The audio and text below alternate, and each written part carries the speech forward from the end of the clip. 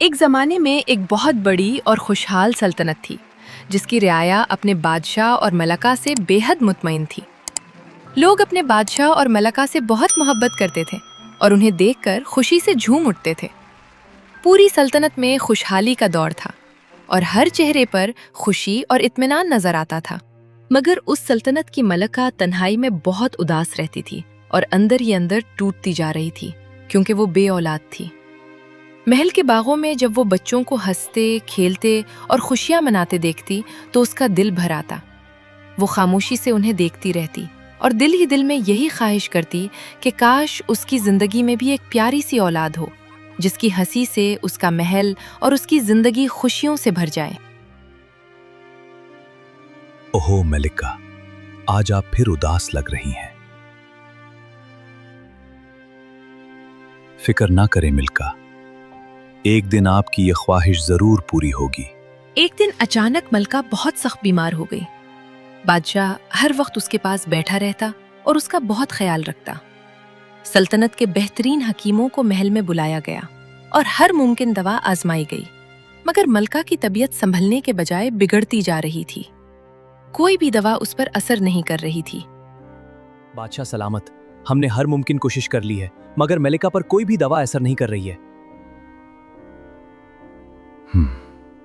लगता है हमारे पास अब कोई चारा नहीं बचा। हमें इलारा को बुलाना ही होगा, शायद उसी के जादुई असर से मलिका दोबारा सेहतयाब हो सके। ठीक है बादशाह सलामत, मैं फौरन सिपाही को इलारा को पैगाम देने के लिए भेजता हूं। सिपाही, बादशाह सलामत का हुक्म है कि तुम फौरन इलारा के पास जाओ और उसे बताओ कि बादशाह सलामत ने उसे दरबार में हाजिर होने का हुक्म दिया है। जी जरूर। सिपाही फौरन घोड़े पर सवार होकर इलारा की तरफ रवाना हुआ। इलारा सल्तनत की सबसे खास और ताकतवर परी थी, जो हर मुश्किल वक्त में सल्तनत की मदद करती थी। अपनी ताकत और अहमियत की वजह से उसके मिजाज में थोड़ा गुरूर भी था। लगता है बादशाह सलामत को फिर से मेरी जरूरत आन पड़ी है। इलारा, बादशाह सलामत ने आपको फौरन हाजिर होने का हुक्म दिया है।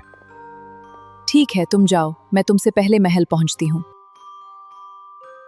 इलारा ने फौरन अपने बड़े बड़े पर फैलाए और एक ही लम्हे में तेजी से आसमान की तरफ उड़ गई। वो हवा से बातें करती हुई बुलंद आसमान में पहुंच गई और बादलों को चीरती हुई शाही महल की तरफ बढ़ने लगी। उसकी रफ्तार इतनी तेज थी कि पहाड़, जंगल और नदियां पल भर में पीछे रह गए। ठंडी हवाएं उसके परों से टकरा रही थीं, मगर इलारा बगैर रुके आगे बढ़ती रही। कुछ ही देर में उसे दूर से शाही महल नजर आने लगा और आन की आन में वो महल पहुंच गई। बादशाह सलामत, आप फिक्र ना कीजिए, मैं सब संभाल लूंगी। जैसे ही इलारा ने अपना जादुई हाथ मलिका के माथे पर फेरा, पल भर में मलिका की तबीयत संभलने लगी। उसके चेहरे की उदासी दूर होने लगी और चंद ही लम्हों में उसके चेहरे पर मुस्कुराहट की एक लहर उभर आई। बादशाह ये मोजिज़ा देखकर हैरान भी हुआ और बेहद खुश भी। अब फिक्र की कोई बात नहीं बादशाह सलामत, मुल्का बिल्कुल सेहतयाब हो चुकी हैं। अलारा, तुम्हारा बहुत बहुत शुक्रिया।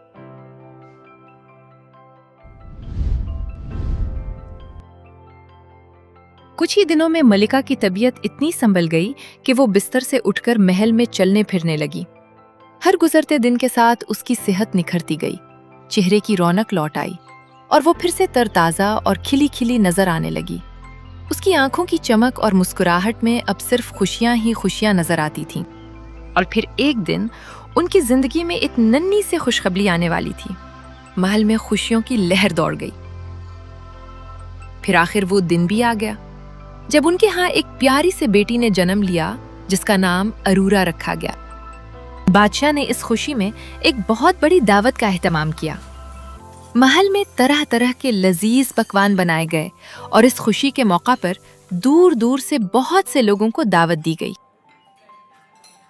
खास लोगों के साथ साथ दूर दूर से खूबसूरत और पाक दिल परियों को भी बुलाया गया।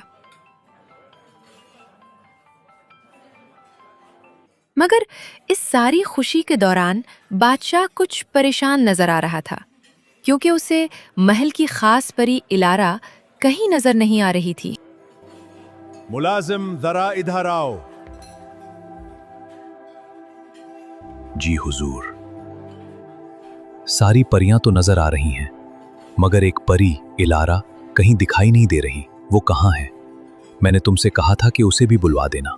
बादशाह सलामत, मैं उसके घर बुलाने गया था, मगर वो घर पर नहीं थी और ना ही अपने बागों में थी, इसलिए मैं वापस आ गया।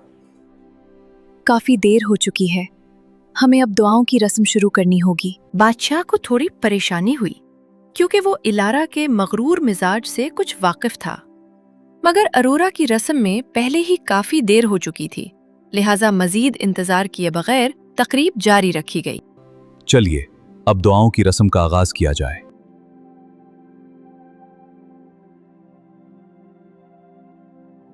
मेरी दुआ है कि ये निन्ही शहजादी बड़ी होकर बेमिसाल हिस्नो जमाल की मालिक बने।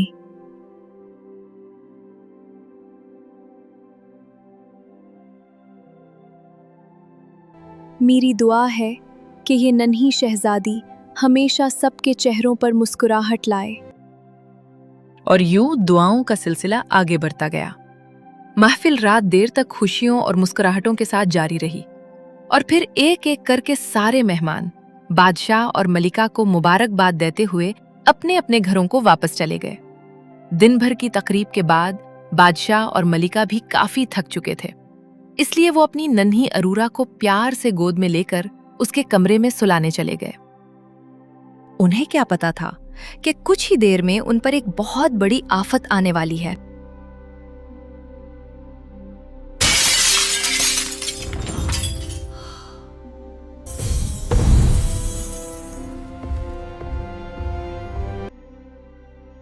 इतनी अजीब बात है, सारी परियों को बुलाया गया मगर मुझे बुला दिया गया। शायद आपने सोचा होगा कि मेरी गैर मौजूदगी से कुछ फर्क नहीं पड़ेगा, मगर आज आपको अपनी इस गलती का एहसास हो जाएगा। इलारा, हमने आपको हरगिज नजरअंदाज नहीं किया।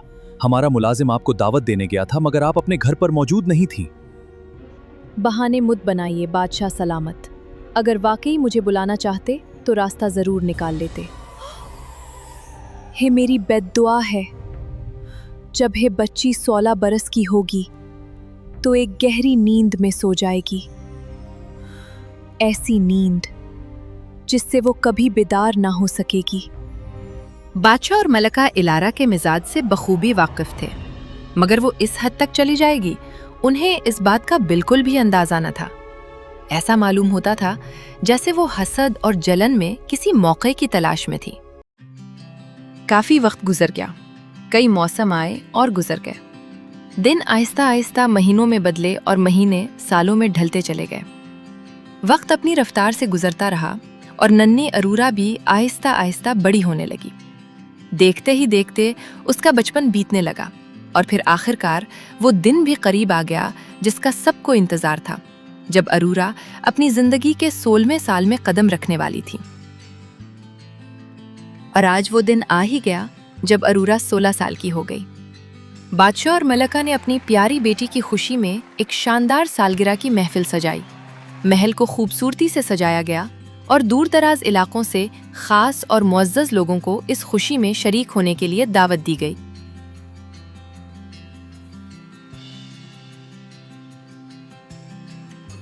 मेहमानों ने महफिल से खूब लुत्फ उठाया, खूब सारा खाना खाया और हंसी खुशी वक्त गुजारा। बातों और खुशियों में वक्त गुजरने का पता ही न चला और काफी रात हो गई। आखिरकार एक एक करके तमाम मेहमान बादशाह और मलका से रुखसत लेकर अपने अपने घरों को लौट गए। मामा बाबा, मैं बहुत थक गई हूँ, मुझे बहुत सख्त नींद आ रही है, मैं सोने जा रही हूँ। बेटा, सोने की क्या जरूरत है, चलो रात भर हम सब बातें करते हैं।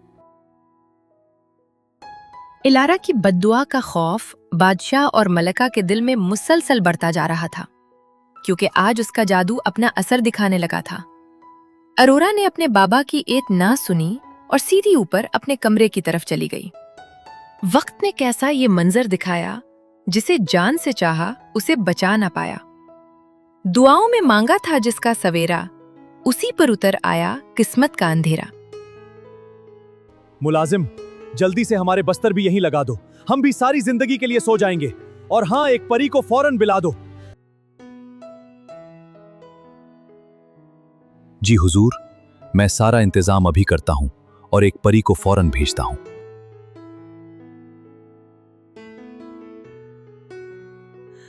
हमसे अपनी बेटी की बेबसी देखी नहीं जाएगी।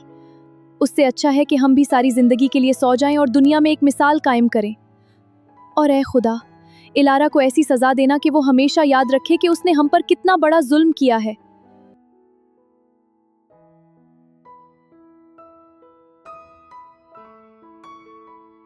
सारा महल खाली कर दो। आज से महल सबके लिए बंद है। अब हमें किसी की जरूरत नहीं होगी। परी आते ही उसे मेरे पास भेज देना।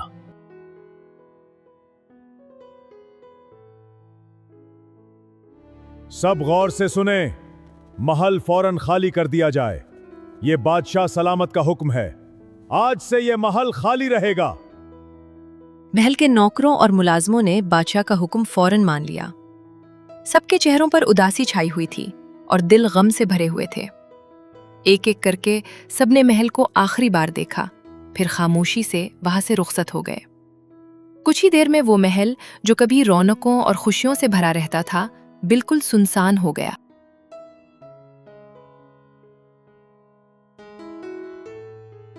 बादशाह सलामत, सब खैरियत तो है? क्या हुआ? परी, हमें हमारी बेबसी से निजात दे दो। हमें भी हमारी बेटी की तरह सारी जिंदगी के लिए गहरी नींद में सुला दो, जिस तरह इलारा ने हमारी बेटी के साथ जुल्म किया है। हम अपनी जिंदगी में तो अपनी बेटी से नहीं मिल सकेंगे। हो सकता है ख्वाबों में ही उससे मुलाकात हो जाए।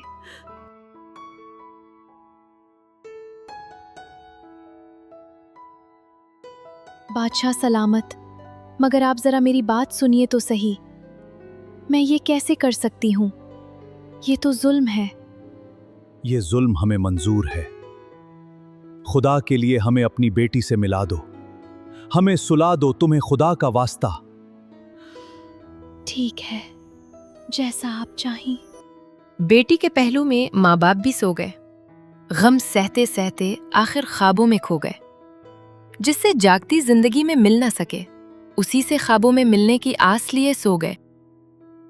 हर आंख आंसुओं से भरी, हर दिल उदास था। महल की खामोशी में जुदाई का एहसास था। कोई चाहकर भी उन्हें रोक न सका। बस आखिरी नजर थी, फिर उम्र भर का फासला था। जो महल कभी हंसी की सदाओं से भरा था, आज वही खामोशी की चादर में पड़ा था। सब चल दिए। आंखों में जुदाई के आंसू लिए पीछे वो घर रह गया जो कभी सबका जहां था। देखा, मुझे नजरअंदाज करने का नतीजा। कई साल गुजर गए। वक्त के साथ महल की रौनकें मान पड़ती गईं। दीवारों पर घास और जंगली पौधे उगाए, रास्ते वीरान हो गए और कभी खुशियों से गूंजने वाला वो शानदार महल आहिस्ता आहिस्ता एक सुनसान खिंडर में बदल गया।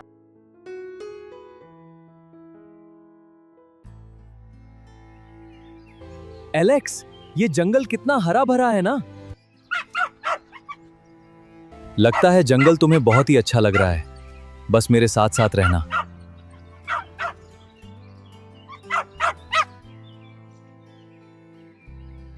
एलेक्स, ज्यादा दूर मत जाना, वापस आओ।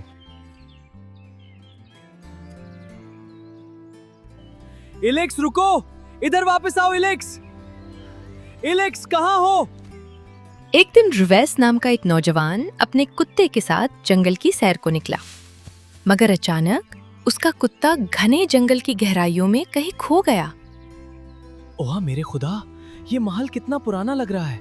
रॉयस अपने कुत्ते को ढूंढते ढूंढते उसी वीरान महल की तरफ जा निकला। वो महल के करीब पहुंचा और अपने कुत्ते को बार बार आवाजें देने लगा। एलेक्स, कहां हो? मेरे पास फौरन आओ। एलेक्स, कहां हो? मेरे पास फौरन आओ। एलेक्स,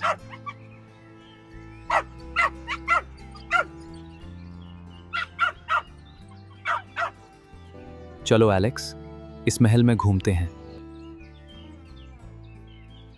रुवाइस अपने कुत्ते के साथ उस वीरान महल को हैरत से देखने लगा।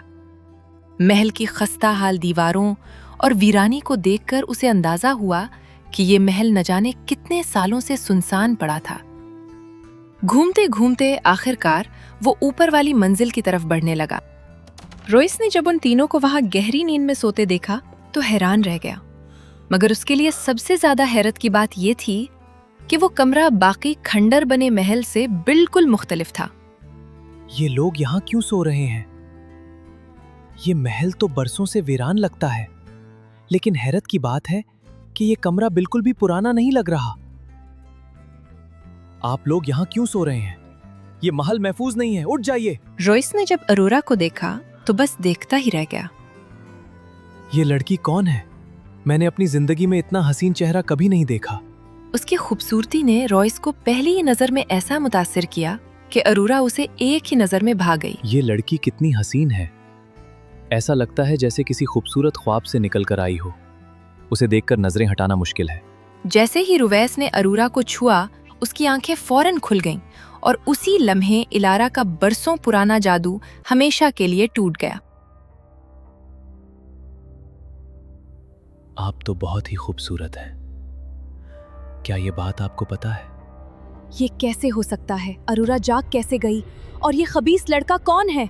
इलारा को इस राज का अंदाजा ही न था कि अगर कोई अरोरा से सच्ची मोहब्बत करेगा तो उसका जादू टूट जाएगा। इलारा गुस्से से आग बगोला हो उठी।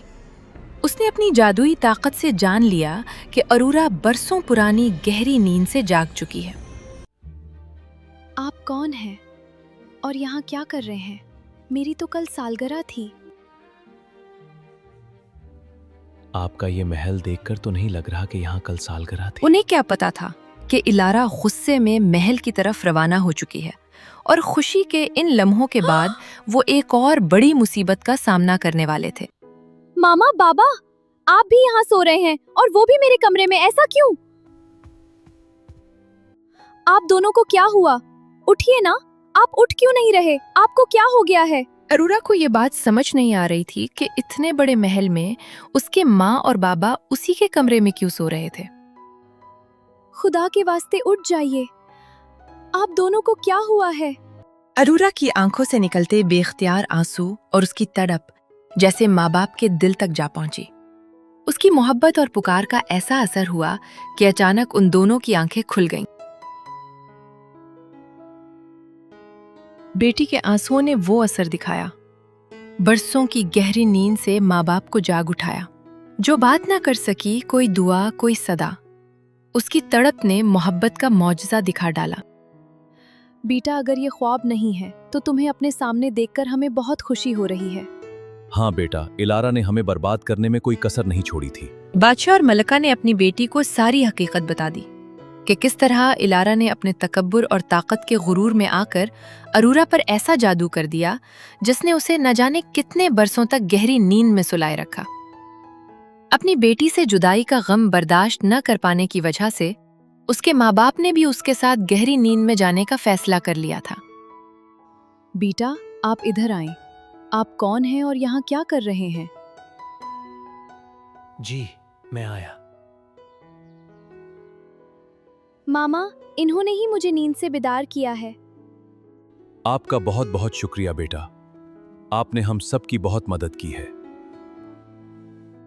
कोई बात नहीं। पता नहीं क्यों मुझे लगता है कि आप सब ये समझ रहे हैं कि आप सिर्फ कुछ अरसे के लिए सोए थे, मगर ऐसा नहीं है। आइए, मैं आपको कुछ दिखाना चाहता हूँ। रोइस ने जब उन्हें बताया कि बरसों की तवील नींद के दौरान उनका खूबसूरत महल एक वीरान खंडर में बदल चुका है, तो ये सुनकर बादशाह और मलका बहुत दुखी हुए। अपनी आंखों के सामने महल की उजड़ी हुई हालत देखकर उन्हें यकीन ही नहीं आ रहा था कि वक्त उनसे इतना आगे निकल चुका है। आपका ये महल सालों पुराना लग रहा है क्योंकि आप लोग कई सालों से सो रहे थे। अलारा ने हम पर कितना बड़ा जुल्म ढाया है।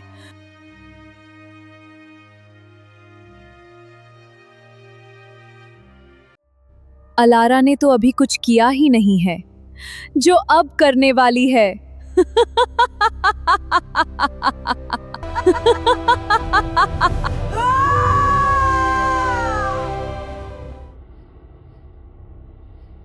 आए खुदा, ये कभी भी हमारी मददगार नहीं थी। ये तो एक शैतानी मखलूक है। उसे नेस्तो नाबूद कर दे। जैसे ही सबने नम आंखों के साथ हाथ उठाकर दुआ मांगी, उनकी फरियाद कबूल हो गई। उधर गुस्से में महल की तरफ बढ़ती इलारा को अचानक अपने अंदर एक अजीब सी तब्दीली महसूस हुई। उसकी जादुई ताकत कमजोर पड़ने लगी और गुजरा हुआ वक्त एक ही लम्हे में उस पर असरअंदाज होने लगा। देखते ही देखते उसकी जवानी ढल गई और वो अपनी असल उम्र में वापस आकर एक बूढ़ी औरत बन गई। फिर उसका वजूद आहिस्ता आहिस्ता राख में बदलने लगा और चंद ही लम्हों में वो राख हवा में बिखर कर हमेशा के लिए गायब हो गई। बेटा, आप सारे शहर में ये अनोखी कहानी सुना दो। मैं चाहता हूं कि मेरा महल फिर से आबाद हो जाए। रोइस ने फौरन सारे शहर में ये अनोखी कहानी सुनाई और बहुत से मजदूरों को इकट्ठा किया। सबने मिलकर महल के इर्द गिर्द उगे जंगली पौधे और घास हटाई, रास्ते साफ किए और बरसों से वीरान पड़े महल की रौनकें वापस लाने में जुट गए। रोइस की ये दिलजोई और महल को दोबारा आबाद करने की कोशिश देखकर और अरोरा के लिए उसकी सच्ची मोहब्बत जानकर बादशाह और मलका बहुत खुश हुए। उन्होंने अरोरा और रोइस की शादी मुनाक्किद कर दी, जिसकी खुशी में महल को एक बार फिर दुल्हन की तरह सजाया गया और सारे शहर को शाही दावत में शरीक किया गया। क्या हुआ? आज नींद तो नहीं आ रही? आज नींद क्यों आने लगी? मैंने सोचा कंफर्म कर लूं। वीरान महल में फिर खुशियों के दिए जल गए। अरोरा और रुवेस मोहब्बत के बंधन में बंध गए। बरसों से जो महल खामोशियों में खोया था, उनके मिलन से फिर उसके नसीब संवर गए।